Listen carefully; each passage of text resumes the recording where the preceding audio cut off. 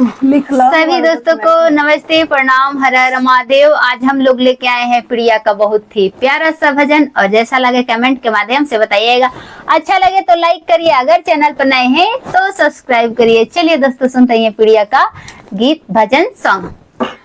बहे पुरवैया नैया डगमग करे हो, बहे पुरवैया नैया डगमग करे हो, नैया भीतर सीता देवना बनवली हो, नैया भीतर सीता देवना बनवली हो, जेवे के राम लक्ष्मण जेवेले कन्हैया हो, जेवे के राम लक्ष्मण जेवेले कन्हैया हो, बहे पुरवैया नैया डगमग करे हो, बहे पुरवैया नैया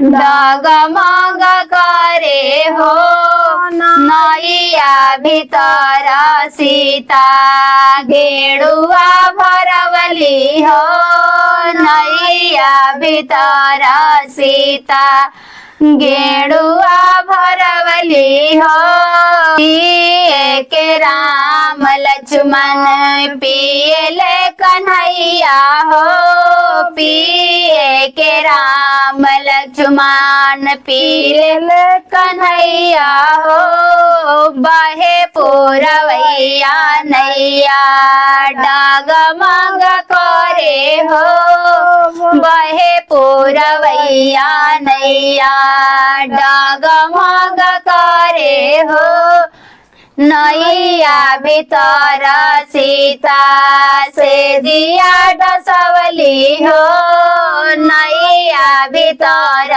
सीता से दिया डसवली हो, सोवे के राम लक्ष्मण सोवेले कन्हैया हो, सोवे के राम लक्ष्मण सोवेले कन्हैया हो। थैंक्स फॉर वॉचिंग दोस्तों।